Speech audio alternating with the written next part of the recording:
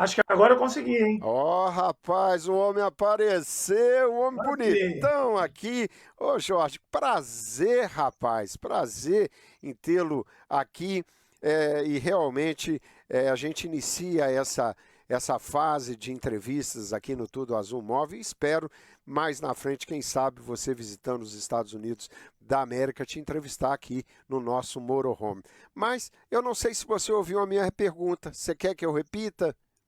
Eu ouvi você falando sobre, primeiro, um alô aqui para todo mundo, obrigado pelo convite, prazerzaço, não só falar com você, Rogério, mas, poxa, poder mostrar para as pessoas como é possível essa oportunidade. Né? A gente sabe que é possível, é viável jogar, estudar no exterior, sem pagar agência de intercâmbio, e eu estou aqui, prova viva, para mostrar isso aqui para todo mundo. Então, eu te ouvi sim, quando você perguntou sobre como foi, né, chegar para minha mãe, Sandra Sá, e falar com ela da minha vontade, do meu ansejo de jogar, estudar no exterior e como seria isso, não foi isso? Exatamente esse sonho que você pode não ter realizado lá atrás, mas tornou esse sonho uma realidade muito melhor no sentido que se ajudou muita gente, né, amigo? É, e eu realizei esse sonho, né, porque eu consegui essa bolsa de estudos, Ah, é? então eu fui e isso, eu consegui a bolsa de estudos, então, quando eu falei para minha mãe lá atrás que eu queria jogar, estudar no exterior, naquele momento ela estava passando uma dificuldade financeira de alguns problemas que ela teve na carreira, e eu precisava de US$ 60.000 para pagar uma agência de intercâmbio. Ela não teve esses US$ 60.000, eu fui para a rua guardar carro, vendi revista na escola, eu dei meu jeito, mandei fitas VHS com uma cartinha minha, falando quem eu era, a posição que eu jogava, minhas notas, para mais de 300 escolas nos Estados Unidos. Uau! 3 me responderam e uma me deu uma proposta de bolsa de estudos. E hoje eu estou aqui, Rogério, com você, podendo te dizer que eu joguei em Admiral Farragut Academy, uma Naval Academy, uma escola da Marinha Americana, onde eu tive a oportunidade de jogar basquete, tive a oportunidade de estudar e participar de campeonatos com os maiores nomes do basquete mundial, principalmente da NBA. E aí sim, depois que eu voltei, eu comecei a trabalhar como ator desde 2003 em Malhação, Páginas da Vida, Em Família. Fiz diversas novelas na Globo e segui com a carreira de ator até que a NBA entrou para a Rede Globo e o Sport TV, onde eu me tornei também comentarista. Quando eu voltei para o esporte, eu falei: ah, é agora. Acho que agora é hora de ajudar outros jovens, agora é a hora de poder transformar a vida de outras pessoas que também querem ir para os Estados Unidos, também querem jogar esporte lá, mas talvez não tenham dinheiro para pagar uma agência de intercâmbio. Então, eu montei um sistema de preparação e aplicação para jovens que têm esse sonho de jogar e estudar no exterior. Rogério, hoje já são mais de 850 bolsas de estudos que a gente já conseguiu distribuir. Obviamente, uma empresa paga, nós temos um custo, mas esse custo eu acho que não é nem chega a um terço do que uma agência de intercâmbio cobra, e a gente já está conseguindo transformar muitas vidas nos Estados Unidos, Europa e Canadá. Pois é, que história legal, Jorge. E você que entrou agora no programa Tudo Azul USA, eu não sei se nós conseguimos estar sendo gerado já no YouTube, se não você nos encontra no Facebook. Eu vou reproduzir nas nossas redes essa entrevista com o Jorge, porque é interessante esse espírito seu, Jorge, das coisas que você fez no Brasil para gravar essas fitas na época VHS, né, que você disse, quer dizer, você guardou o carro nas ruas, vendeu revistas em escolas para obter esse dinheiro para gravar as fitas e enviar para as universidades daqui. É interessante porque a gente tem exatamente essa gana do imigrante que vem para cá. E é muito legal porque ele encontra aqui o respaldo de um país que qualquer trabalho que ele faça, ele é digno. Né? É o que infelizmente ainda não conseguimos no Brasil. Se você vai fazer um trabalho que algumas pessoas podem desprezar, né? Por exemplo, dishwash, lavar louças num restaurante, o que para muita gente no Brasil pode ser estranho.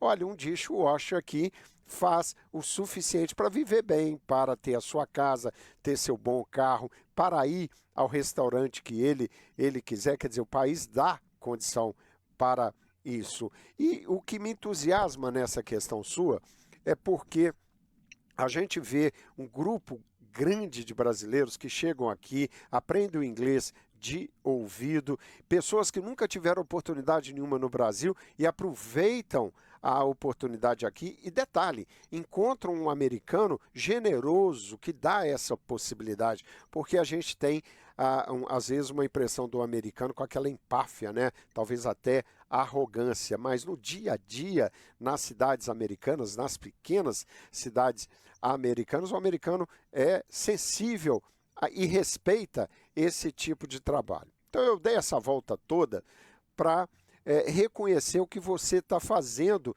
em dar essa oportunidade para esses jovens. E eu queria te perguntar se esse trabalho seu envolve, além do pessoal que está no Brasil, e eu posso fazer a divulgação disso com o maior prazer para você, depois me mandando as informações, mas queria saber se esse trabalho também pode ser feito aqui nos Estados Unidos com filhos de brasileiros que vivem por aqui.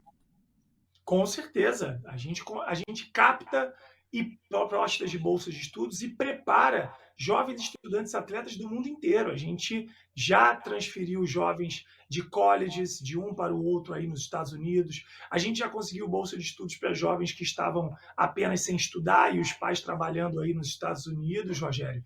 Então a gente consegue fazer esse trabalho sim. A gente consegue também ajudar os jovens que já estão aí. Inclusive o preço fica muito mais barato, porque a família já está ganhando em dólar. Então o que a família vai pagar para a minha empresa vai ser um valor bem, bem pequeno, pela questão do dólar estar 4 e pouco, 5, né? Pois é, muito, muito interessante isso. A gente conhece aqui vários jovens que traçaram esse caminho, mas normalmente o brasileiro que está por aqui não tem essas informações, não sabe qual o caminho a seguir. Por exemplo, eu tenho um programa que chama Papo de Bola USA, que abrange basicamente futebol, e eu sou muito procurado por pessoas que querem que eu indique os seus filhos, por causa de alguns contatos que eu tenho no mundo do futebol aí no Brasil, mas querem que o filho vá jogar no Brasil, porque nem passa pela cabeça dele que o filho pode jogar futebol aqui, cursar uma universidade por conta dela e de repente ter uma carreira brilhante aqui. Então eu coloco o meu programa, o meu trabalho à sua disposição, porque é algo que eu tenho certeza que vai abrir as portas para muito garoto bom de bola aqui, hein? Né? Que às vezes se ilude na sua juventude, que vai trabalhar sem desprezar em trabalho nenhum, mas às vezes ele começa aí a ganhar 300, 400 dólares por semana e acha que isso é muito bom. É bom, mas mais na frente esse valor já não é um valor que possa fazer com que ele realize os seus sonhos, sendo que jovem e podendo estudar e jogar aqui, ele pode ter um futuro muito mais brilhante, né, o Jorge? Com certeza. A gente tem jovens que estavam em mãos de empresários, empresários fazendo promessas há meses, alguns até anos, levando de clube em clube e falando, não, aqui você paga R$ 200, aqui você paga R$ 300, e os jovens desacreditados. E hoje esses jovens estão em Monte Verde Academy. Talvez, Rogério, você conheça a Mount Verde Academy, uma das melhores escolas dos Estados Unidos, número 1 no futebol dos Estados Unidos. Eu já tenho mais de 25 estudantes atletas em Monte Verde. A gente tem contato em IMG, que também é uma superpotência do futebol e do basquete. Então eu tenho contatos em diversas instituições de ensino, colleges, Europa. Eu posso levar jovens dos Estados Unidos para a Europa, do Brasil para a Europa. Eu tenho a história de um menino aqui, eu vou até tentar mostrar essa foto, que eu acho que ela é super válida. História de um menino chamado Rafael Tossetti. Esse menino, ele era pedreiro no Brasil. Ok. Ele me mandou essa seguinte foto uma vez, dele com a luva, começando a trabalhar. Tá. E provavelmente na construção, né? Isso, provavelmente numa construção. E a foto que eu tenho dele agora é essa aqui, jogando na Espanha. Que legal, que Atleta da legal. Espanha, até para que todos possam ver ele de fato em campo, ó. Atleta da Espanha, jogando na Espanha. Então, assim, eu gosto de mostrar. É claro que tem pessoas com condição financeira que eu consigo ajudar em uma semana. Paga, matricula, passaporte, visto e 20 está resolvido. Mas isso aqui foi um jovem que ficou um ano comigo. E a gente fez um planejamento de preparação e aplicação para que pudesse caber no bolso da família, uma família de pedreiros, que a gente sabe que não tem tanta condição financeira. Então, os resultados são muito legais, Rogério. Eu fico muito feliz com que esse nosso time aqui do DCEI, que é o nome da empresa, vem fazendo ao longo desses anos. Já são mais de 8 anos. Com empresa formada mesmo, a gente tem 5 anos. 850 propostas de bolsa de estudos distribuídas e estamos chegando a 16 milhões de reais em benefícios de bolsas de estudos distribuídos para jovens estudantes atletas. Que legal. Jorge, eu vou fazer mais contatos com você. Eu estou iniciando um trabalho aqui que é um projeto rumo à Copa do Mundo 2026, que serão em 3 países, mas o principal país é os Estados Unidos da América. E estamos criando um podcast entrevistando pessoas do mundo do futebol. Essa semana entrevistei o ex-jogador de futebol branco, que é coordenador da seleção brasileira de base, tem algumas pessoas já agendadas por isso, mas queria conversar com você e fazer uma entrevista nesse podcast, porque esse programa é mais curto, é um programa de 1 hora, eu tenho anunciantes para fazer, tem uma série de coisas que não dá para explorar a quantidade de boas informações que você tem. Num podcast é mais fácil. Então, eu vou te fazer esse convite, vou fazer contato com a sua assessora, porque interessa muito. Acho que é algo que vai alegrar os pais brasileiros que têm garotos aqui que se destacam e o pai trabalha, trabalha, trabalha e não sabe qual o caminho. Eu gostaria de ser esse canal de levar essas pessoas a você. Ficaria feliz de ver essa garotada sendo bem tratada por você, bem encaminhada e fazendo sucesso. Seria um prazer muito, muito grande. Aliás, justifica o meu trabalho como comunicador, porque a minha origem, eu não venho da comunicação, eu venho de áreas totalmente diferentes e me descobri na comunicação e tento fazer esse trabalho, que é algo que me dá muito prazer, né? Eu não sou, como te disse, um comunicador de carreira, mas tento usar a minha experiência para trazer informações para a comunidade brasileira. Eu queria te agradecer por hoje, tá? E é muito bom saber que você tem uma mãe, aliás, você é filho de músicos, né? O seu pai é um compositor, o Tom Saga, não é isso? E isso, Tom Saga, compositor também, músico.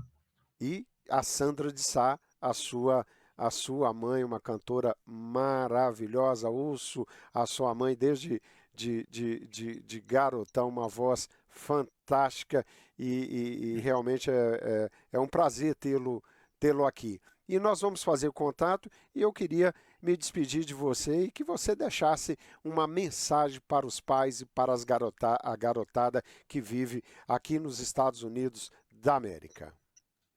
Rogério, primeiro, obrigado pela oportunidade, obrigado por me dar voz aí, que é o local onde eu morei, onde eu dediquei uma vida, onde eu dedico até hoje, porque mesmo fora das quadras, hoje eu levo os jovens para ir. Obrigado pela confiança, porque eu sei a quantidade de informações mentirosas também. A rede social ela veio para trazer coisa boa e coisa ruim, né? Sim. Veio para dar voz a todos. Então, obrigado pela confiança em deixar eu expressar o meu trabalho. Eu gosto sempre de dizer, é algo que obviamente é pago, eu tenho uma vida próspera com isso, tudo muito legal, mas o mais importante é ter criado um mecanismo para ajudar jovens que estavam frustrados com aqueles valores absurdos de agência de intercâmbio. Valores que eu entendo, são estruturas muito maiores, mas graças a Deus a gente criou um formatinho aqui que a gente consegue ajudar a todos. Pais, mães, famílias que estão nos Estados Unidos e querem transferência para college, bolsa de estudos em grandes colleges, bolsa de estudos em escolas de ensino médio, para que o jovem possa morar, se alimentar, estudar e jogar. Pais que querem o I-20, o I-20, para que o jovem possa tirar o F1 e o pai possa tirar o F2, o visto de acompanhante, para morar de forma legal no exterior. Graças a Deus eu tenho toda a felicidade em dizer, esse é o meu trabalho, é isso que eu faço. Então, por favor, me chamem no WhatsApp, me chamem no direct do Instagram, @Jorge de Sá. Me chama lá, a gente troca uma ideia, conversa e a gente vai marcar uma reunião através de videoconferência. Vai ser um papo como esse que eu estou tendo com o Rogério aqui, individualmente, cada família. Aí toda a minha equipe explica o projeto com calma, valores, como funciona, quais são as etapas. A gente vai estar à disposição. Rogério, eu queria só deixar um recado também. Pois Além da não. Bolsa de Estudos e dessa conexão, a gente cuida muito do jovem. A ideia não é fazer o jovem entrar numa escola. A ideia é fazer ele se tornar um filho melhor, um aluno melhor, um atleta melhor. Rogério, para você ter uma ideia, jovens que já fizeram nossa preparação, a gente tem jovens que já chegaram ao topo do ranking da FIFA. Tem jovens que jogaram Champions League. Então, tem jovens que estão realmente prosperando no mundo inteiro e eu te agradeço essa oportunidade. Rogério, meu Instagram, @Jorge de Sá, tudo junto. Obrigado. Tá legal, amigo. Um prazer. Você é uma simpatia. Foi um prazer entrevistá-lo. Nós vamos falar nesse podcast, que é o podcast do programa Papo de Bola USA. Um abraço, amigo, e o meu respeito por você. Um abração.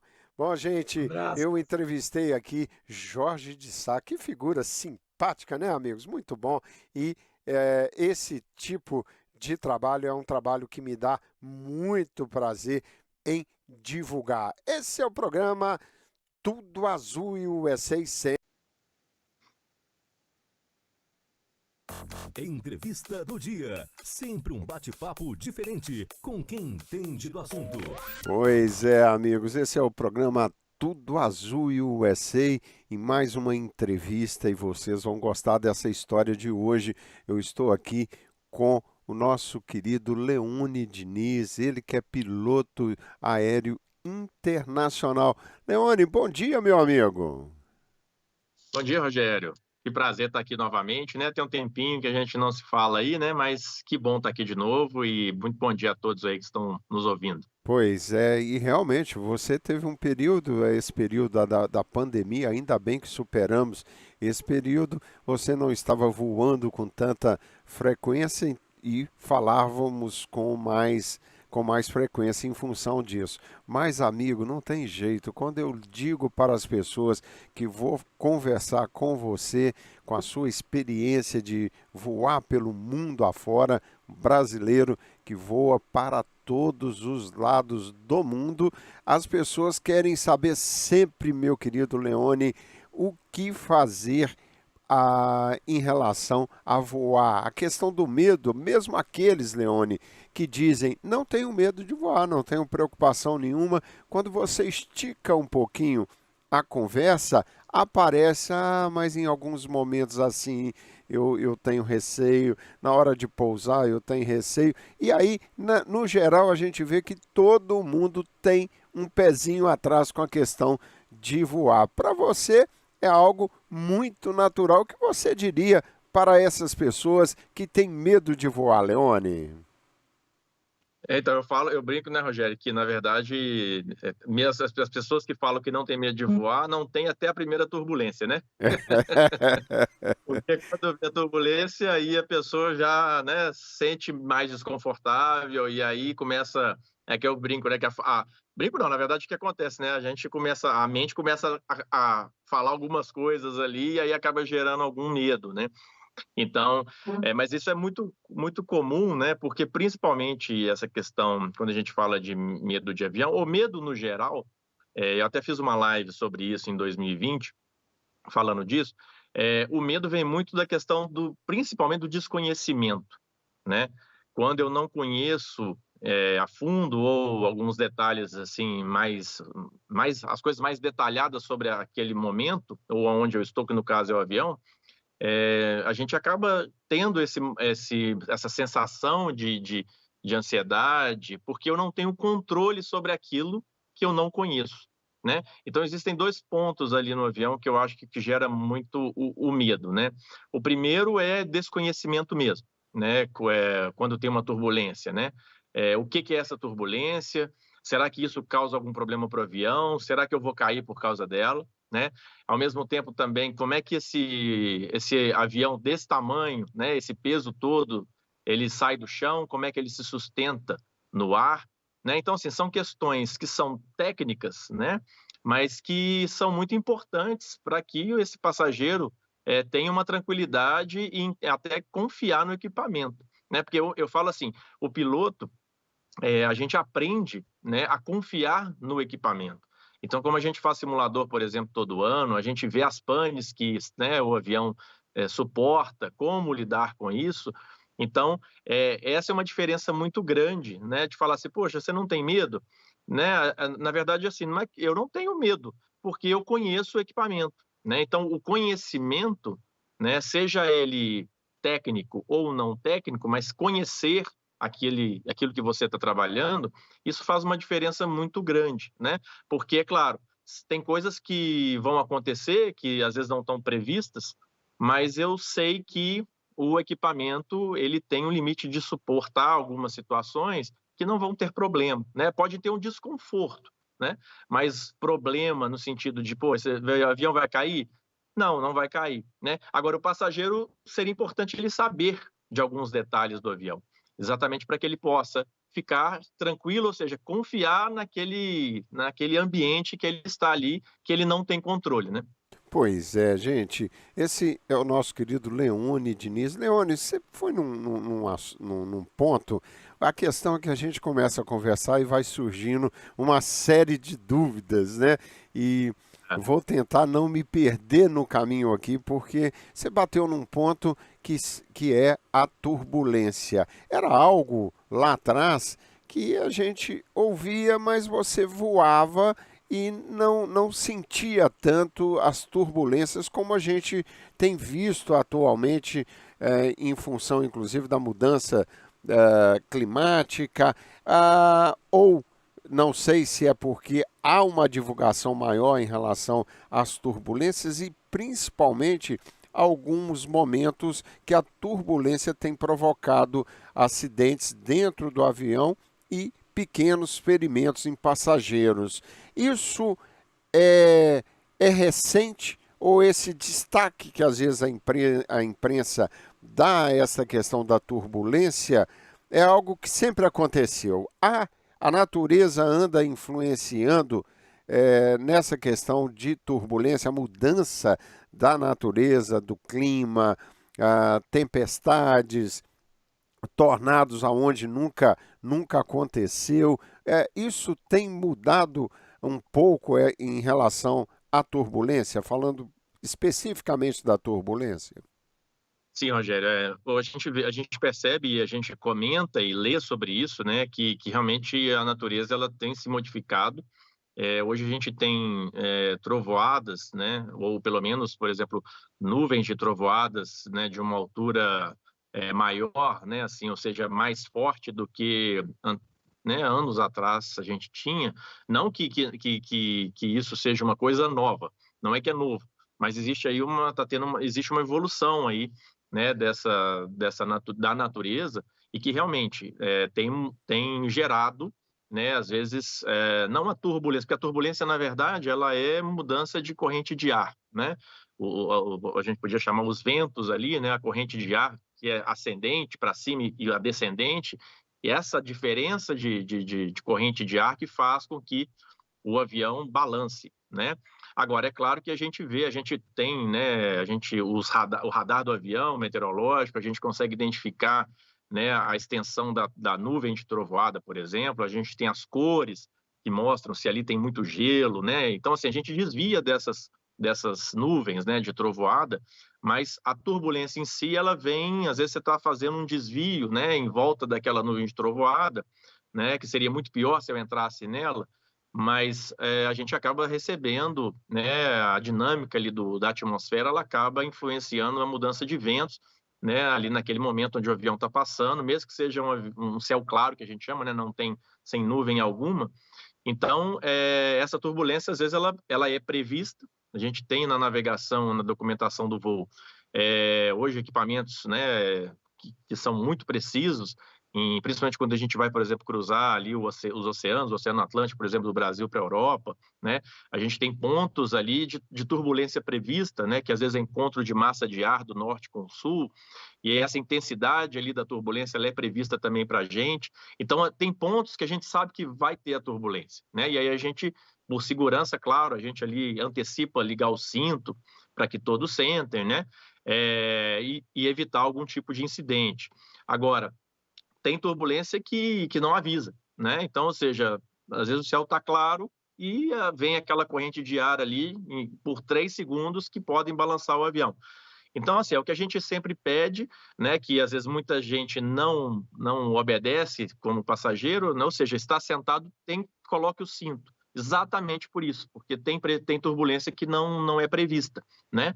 Então, é importante a gente discutir sobre isso, né? Por quê? Primeiro porque a aviação hoje, o avião é um dos meios de transporte mais utilizados e vai continuar sendo. A gente tem previsão aí, né, de que a aviação ela vai continuar crescendo, o número de passageiros vai continuar aumentando. Então, sem contar que é o meio mais rápido hoje, né? Então, é importante a gente ter uma abertura para falar tecnicamente sobre o avião, porque o passageiro hoje está utilizando o avião, né? E qualquer classe, né? A pessoa ela precisa por necessidade, ou às vezes por lazer, mas o avião ele vai continuar sendo muito utilizado. Então, é muito importante, né? E eu acho que né, o seu programa, né? Você está dando um espaço aí importantíssimo, né? E é um passo na frente de dar uma abertura para falar sobre isso, porque é uma coisa curiosa, a aviação ela é curiosa, mas ela também tem o seu lado, né, de informação.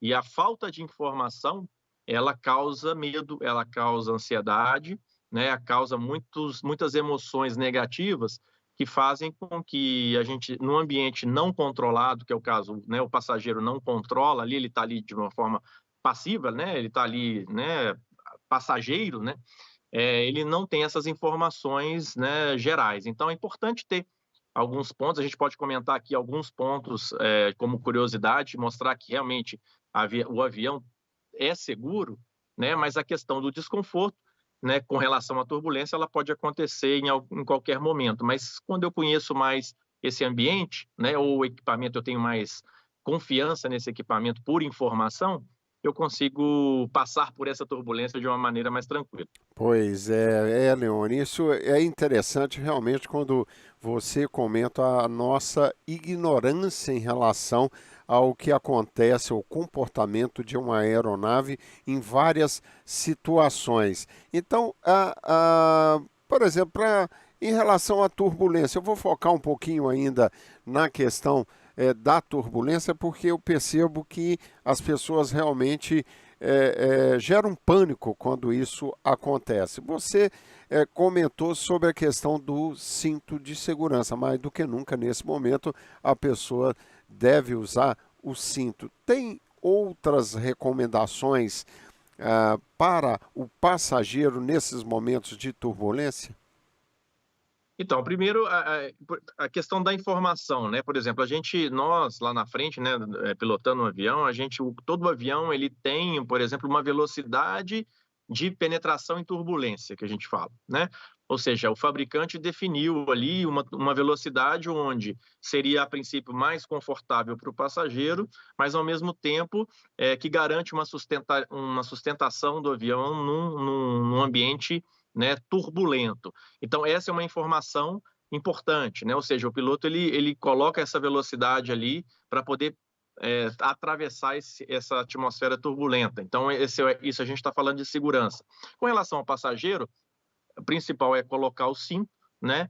E ao mesmo e manter a calma no sentido de que se eu conheço e eu confio no equipamento, eu fico mais tranquilo. Existe o desconforto, claro que existe. E aí esse desconforto, cada passageiro ele tem que com a experiência do voo, né? Ele tem pessoas que tomam às vezes um remedinho para o estômago, alguma coisa assim, né? Se mantém hidratado. Tem uns que colocam ali um fonezinho para ouvir uma música. Então cada um tem a sua estratégia para poder lidar com momentos de estresse, né? Ou seja, momentos de desconforto. Agora, é claro que como nós, né, que voamos, né, estou falando tanto piloto como comissário, o nosso organismo, como está ali todo dia, ele se acostuma com essa turbulência, com esse desconforto. Então, a gente sente menos desconforto porque a gente já está com o corpo acostumado, né? Então, o passageiro não. Então, o passageiro tem essa desvantagem né? Porque, na verdade, ele está ali esporadicamente, mesmo quem voa bastante, tá ali, não está ali todos os dias, então o corpo ele tende a sentir mais desconforto no momento de turbulência, né? Isso é como se fosse uma novidade para o corpo, né? É um desequilíbrio ali momentâneo e isso gera um desconforto. Então é importante a gente pensar e falar sobre isso, porque isso é normal, né? Não tem nada de errado eu sentir um desconforto na turbulência. E quando eu falo, e aí trazendo um pouquinho para a gente aí, né, como comportamento, né, eu falo que, por exemplo, as nuvens de trovoada, né, tanto as pesadas quanto aquelas que são mais calmas, tem muito a ver com o nosso pensamento, né? Nós temos pensamentos terríveis, né, que nos deixam preocupados, desequilibrados. Isso é como se fosse uma nuvem de trovoada, né? E aí por que eu falo isso? Porque às vezes em momentos, né, de estresse, que é um momento, por exemplo, do desconforto, pensamentos ali, né, se formam na nossa cabeça e Sim. que deixam a gente meio sem enxergar o que está acontecendo. Então, quanto mais informação a gente tem, menos as nuvens de trovoada elas vão diminuindo, né, no nosso pensamento, e aí a gente consegue passar por isso de uma forma mais tranquila. Por quê? Porque eu estou consciente daquilo que está acontecendo. Então, é importante a gente, realmente, mais uma vez, reforçando a importância de conversar sobre esse tema relacionado à aviação. Você falou exatamente essa questão de conversar. Uma curiosidade, numa turbulência que gera esse pânico, e você disse o fato de já voar há anos e estar acostumado a enfrentar as turbulências. Eu queria saber de você qual a turbulência mais longa que você já enfrentou e qual o comportamento do piloto em relação aos passageiros nesse momento supondo aqui uma turbulência que demore mais tempo, você faz essa comunicação com os passageiros para mostrar que está tudo sob controle mesmo naquele momento desconfortável? Então, Rogério, a gente tem que tomar um cuidado aí, na verdade, quando a gente fala de alguma coisa que gere um desconforto ou que possa gerar um desconforto, porque uma coisa existe uma previsão, né, de turbulência. Se eu falo, porque eu tenho lá atrás, sei lá, 400 passageiros, cada um lida com a situação de estresse de uma forma, né? Então, tem uns que ficam tranquilos, outros podem gerar comportamentos, né, diferentes, que podem gerar problema, né, até para a segurança do voo. Então, assim, tudo que é previsão, a gente não pode confirmar. Então, o que a gente faz é tomar conta, né, de algumas coisas. Por exemplo, quando está previsto, colocar ali o cinto. Eu preciso ligar o cinto para que todos sentem. Eu preciso colocar essa velocidade de turbulência prevista também. Eu estou cuidando do avião, fazer os desvios necessários. Agora, a comunicação que eu faço, por exemplo, num briefing com os comissários. Essa comunicação de equipe é importante, por quê? Porque até para que ela possa sair com segurança para fazer um atendimento de serviço, né? Servir passageiros, fazer o serviço de bordo, tudo isso tem que ser em coordenação com a cabine de comando. Por quê? Porque se eu tenho previsto ali meia hora de turbulência prevista, que às vezes não acontece, ou às vezes acontece de uma forma mais branda, mas eu preciso alertar esses comissários de que, poxa, eu vou manter o cinto ligado durante 30 minutos, porque está previsto durante 30 minutos. Pode acontecer? Pode, mas também pode não acontecer. Então, assim, não adianta, se eu informo para o passageiro que existe uma previsão de turbulência, muita gente vai interpretar isso como uma catástrofe, uma coisa que vai ser muito ruim. E aí já podem gerar reações, né, comportamentais que podem gerar problemas. Então, cuidar dos detalhes para que a gente passe pela situação de uma forma segura, né? Então, às vezes, não informar especificamente da previsão, isso é tomar uma atitude segura para que eu não gere ansiedade naqueles passageiros que lidam, né, com uma dificuldade maior com esses estresse. E aí eu consigo gerenciar, né, esse momento em todo o avião de uma maneira bem melhor.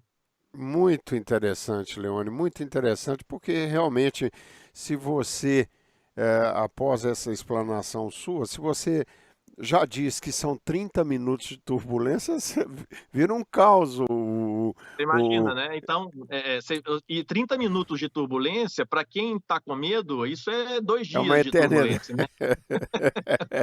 Né? É Não uma acaba nunca mais. eternidade. Então é muito importante, mas é muito legal falar disso, né, Rogério? Porque a gente às vezes não pensa sobre isso também, né? Então às vezes a gente está lá no avião, reclama, poxa, o cinto tá ligado o tempo todo, não solta, eu preciso ir no banheiro, sei lá, coisas desse tipo, ou então não vem me servir uma água, mas isso tudo está coordenado, né? Então por isso que é legal a gente falar, porque o passageiro precisa ter uma ideia disso, né?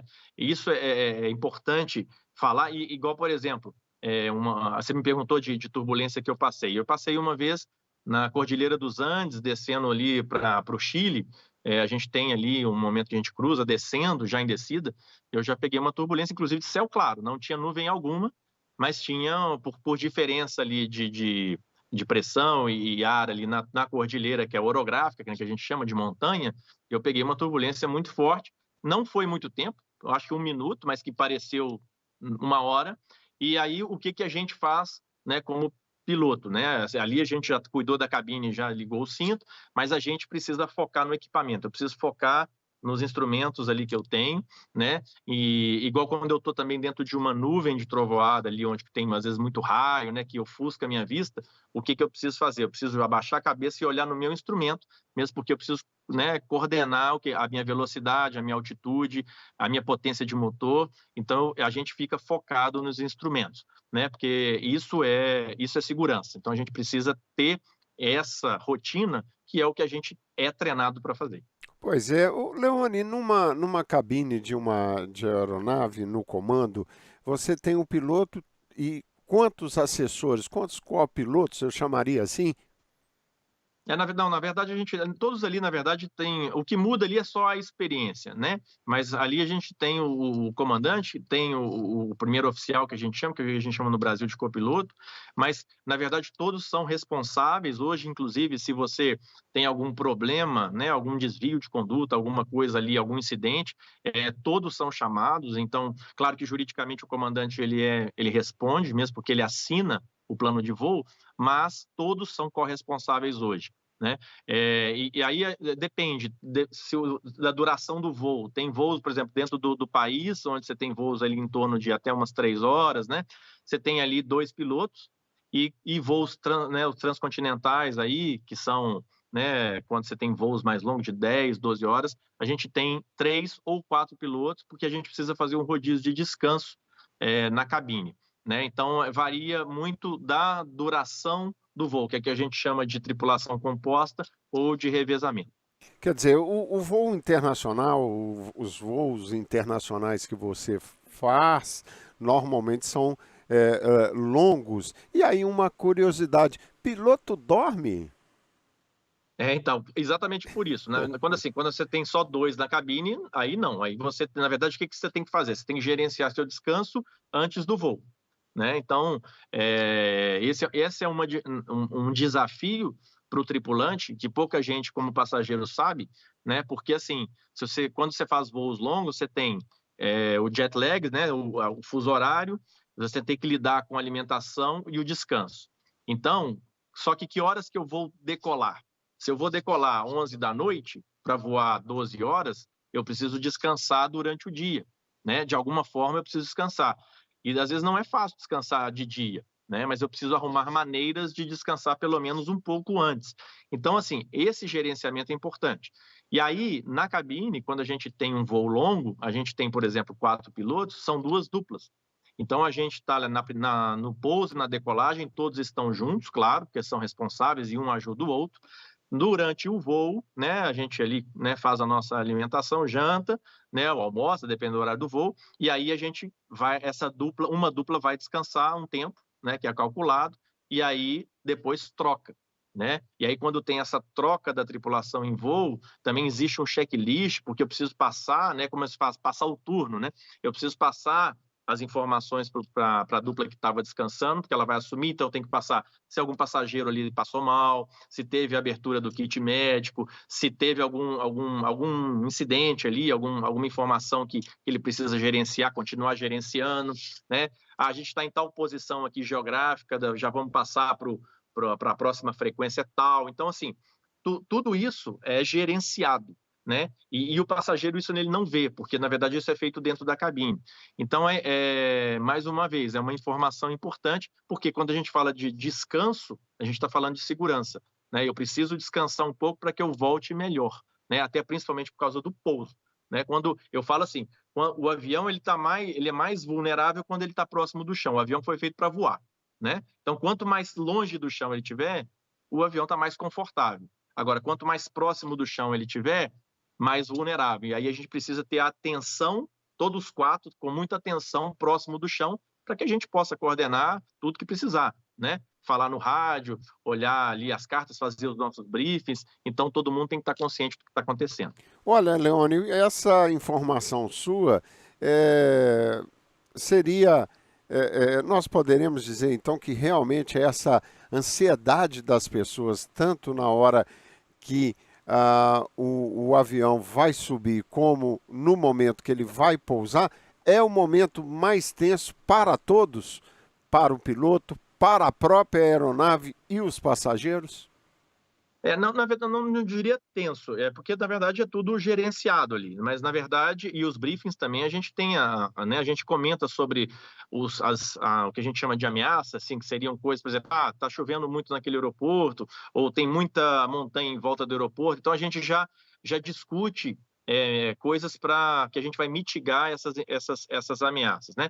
Mas o que eu falo de estar mais próximo, a gente está mais vulnerável porque a gente tem mais variáveis para lidar ali. Então, se eu tenho, por exemplo, venho para um pouso, né? Eu tenho ali, por exemplo, de uma certa altura para baixo, eu vou ter a montanha, eu vou ter pássaros, eu vou ter pipa.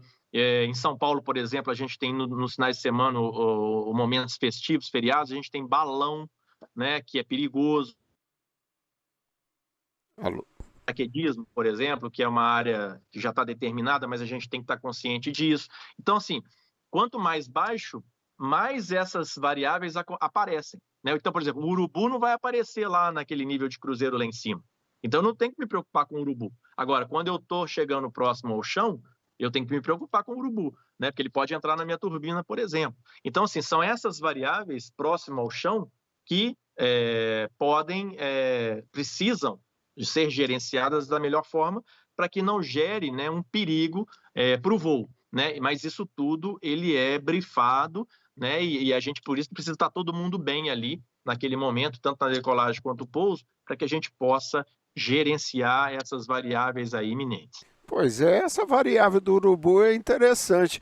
Qual o aeroporto no mundo que você mais se preocupa com o urubu na hora de pousar ou de levantar voo? Tem algum que já tenha uma fama de realmente incomodar os pilotos?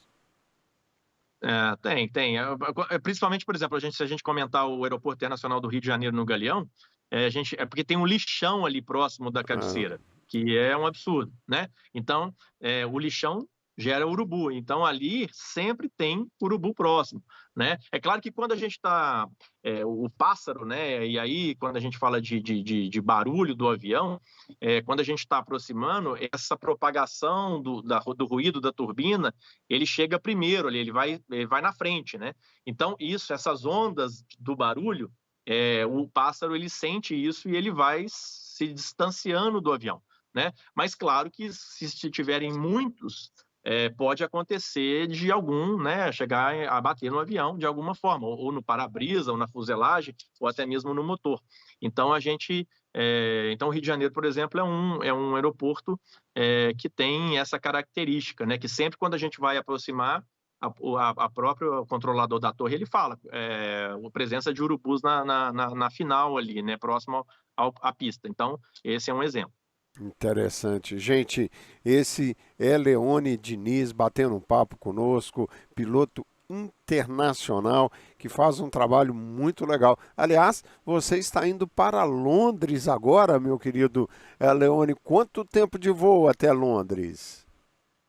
De São Paulo a Londres agora são 11 horas, em torno de 11 horas, né? Varia um pouquinho do vento, né? O vento influencia muito nesse tempo de voo, tanto é que a ida é mais rápida, né? Porque o vento ajuda. Na volta demora um pouco mais, aí dá umas 12 horas e pouco, né? Quase 12 horas, dá aí uns 40 minutos a mais na volta, né? Mas é esse tempo aí, né? Os voos normalmente para a Europa variam entre 10 e 12 horas, essa média, até assim como também, né, para o norte dos Estados Unidos, né? A gente agora né, Nova York, Boston, né, são voos mais longos, então é mais ou menos essa média. Pois é, e normalmente voos noturnos, né, nesse caso, para Londres.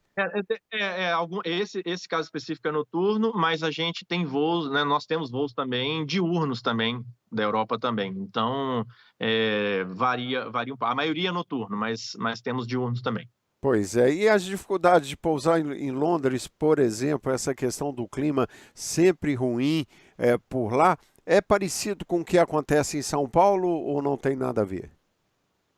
Não, com relação à meteorologia, não é nenhum problema. O que tem muito de diferente num voo para a Europa ou para os Estados Unidos, normalmente no inverno, né, que é mais restritivo em função da neve, né? Então aí já é questão do aeroporto, né? Mas esses aeroportos todos têm uma infraestrutura muito boa, né, de retirada de neve da pista, né? Mas claro que ela se torna mais uma vez, por exemplo, no chão é mais arriscado porque você tem uma pista às vezes mais escorregadia em função da neve, né? Não da neve em si, mas aquela no táxi, né? Ali onde fica mais congelado, às vezes a gente tem que taxiar com muito menos velocidade por causa de derrapagem, né? Mas que tudo também é brifado, né? E é feito da melhor forma possível. Então, não é problema porque a estrutura do aeroporto é muito boa, né? Agora, as aproximações com relação à meteorologia, em qualquer lugar do mundo, ela é gerenciável e ela tem, né? Não tem nada que difira uma coisa da outra, né? Então, é tranquilo. Muito bom. Leone, eu vou te agradecer por hoje, meu amigo. É sempre muito bom falar com você e eu espero que a partir de agora a gente retomando esses contatos, tem muita coisa importante para falar em relação, principalmente informações de uma aeronave, de como os voos são preparados, de toda essa questão também técnica, e nós vamos aos poucos falando. Eu realmente foquei mais hoje na turbulência, porque é algo que sempre a gente ouve e as pessoas contam alguns casos e eu tenho ouvido com mais frequência e foi ótimo esse relato seu em relação à turbulência. Obrigado, meu amigo. Nós vamos voltar a nos falar, tá certo? Obrigado a você, obrigado aí a todos que estão nos ouvindo. E só para deixar uma dica para a próxima conversa, vou deixar o pessoal curioso.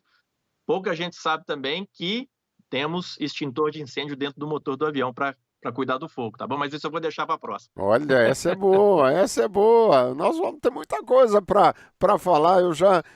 Um amigo tinha me perguntado aqui, mais na frente, gostaria de falar com você sobre essa questão do piloto, por exemplo, alguns que têm sido, quer dizer, de uma forma irresponsável, bebendo antes de voar, essas questões que quer dizer, o piloto é ser humano, né, Leone? Ele está exposto a erros também, como qualquer pessoa. Mas um amigo brinca comigo, não me deu um calafrio quando eu vi essa notícia de um piloto que, na hora de voar, detectaram que ele estava bêbado. É um irresponsável com certeza, e não é o normal que a gente ouve por parte dos profissionais que comandam aeronaves pelo mundo afora. Obrigado, meu amigo, por hoje. A gente volta a se falar. Um abraço. Um abraço, até a próxima. Obrigado. Obrigado, amigos. Nós voltamos e esse vídeo vai estar nas nossas redes digitais. Um abraço.